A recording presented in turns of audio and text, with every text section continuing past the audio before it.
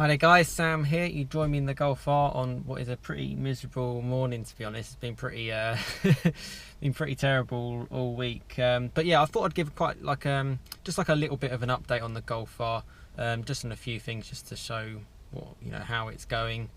Yeah, obviously going into the winter months and bits like that, how I'm kind of finding it, a bit more specifically focused around the Golf R, my kind of ownership.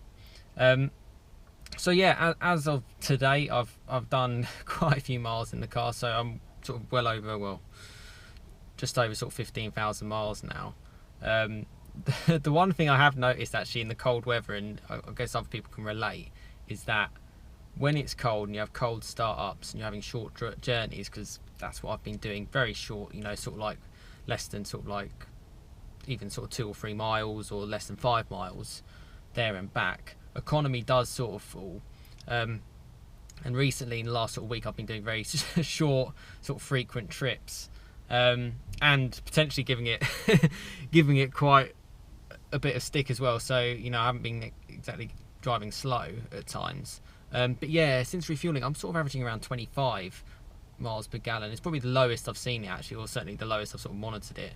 I think a mixture of me driving it a little bit harder and the cold weather doesn't really help, because it's been really cold and it just takes longer for the engine to get up to temperature.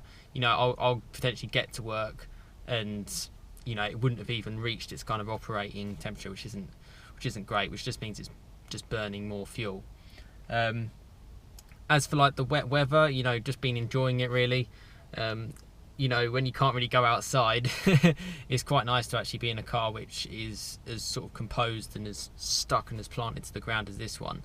Even on sort of like colder tyres, and I've done a few videos just on these tyres, and I do want to change eventually once they probably run out of tread to Michelin Pilot Sport 4s. Yeah, it does make for a bit of entertaining slides when you sort of give it some, but even with traction off and you sort of foot flat down, it's always in control. It's always in control, whether you're driving it hard or you're driving it slow, which is really good. Which is crazy really, because you're putting down 300 brake horsepower and it's sort of able to take it. And I haven't really ever had any sort of twitchy moments or anything like that. It's it's really capable. And yeah, just been enjoying it. One thing I have noticed actually is I suppose I should practice what I preach really. So my tyre pressure warning light came on. I hadn't actually been checking it as much as I should have done, and that was last weekend. And I actually checked all 4 because they had all gone down actually pretty much exactly the same, which I actually think is quite good, because it shows I haven't got any issues with any specific tyres, but it also, when you're sort of pumping them all up, it just makes it a little bit more easier. But I think for the Golf R, in general, it's 36 psi for each of the 4 wheels, which makes it nice and easier. There's no difference from the front and the rear. And mine, they'd actually dipped below 30, so they were quite low.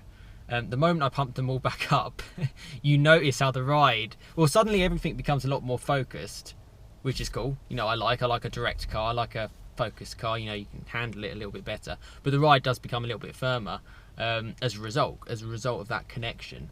But to be fair, when tyre pressures are more accurate, you can get better fuel economy, and that could explain why I'm potentially in the sort of 25s. So yeah, just I guess a bit of an update on that, but really am enjoying the car. Particularly unfortunately in this day and age, there's so many cars on the road. Traffic is generally horrendous wherever you are really in sort of the UK, particularly for me where I'm sort of North London sort of area. I say that sort of St Albans and then north from there.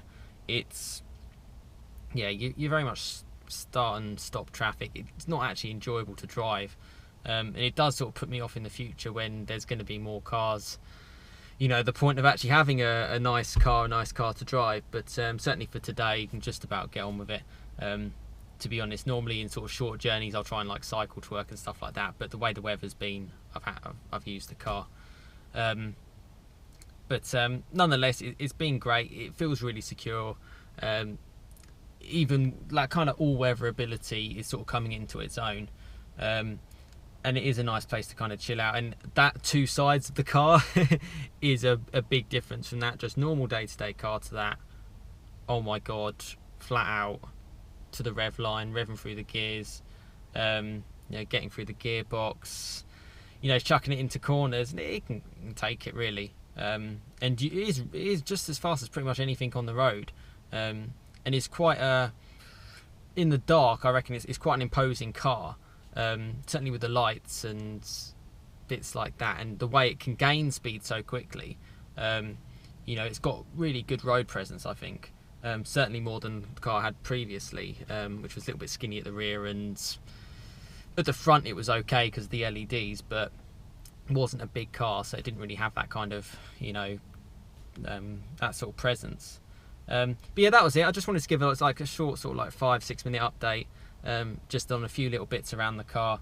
Again, thanks for subscribing. You know, please like if you've enjoyed these kind of videos. Yeah, and please subscribe for more content to come. And once again, thanks a lot for the comments that I've had. I think talking to people have been really great on just sort of all kind of topics around the Golf R, or other people's cars as well. I think I was talking to someone about their Golf R32, and obviously the noise of that, sort of getting it in tandem to the video I had before on the RS3, obviously the R32, that sort of like V6 engine. The sort of noise of that is fantastic, and just generally talking to you guys in kind of the community, sort of passionate about cars, and that's really good to see, because I'm basically on the exact same page, and I'll do my best to sort of reply to everyone as I can. I think the channel's progressed quite well, actually, to be fair, because I used to not actually have that many comments, so obviously I could get back to you more in depth. Obviously the more of you there are, I might not be as responsive, but I will always make the best effort I can to get back to you and to talk to you about cars, really. But yeah, thanks very much for watching again, and I will see you again next time. Cheers, guys.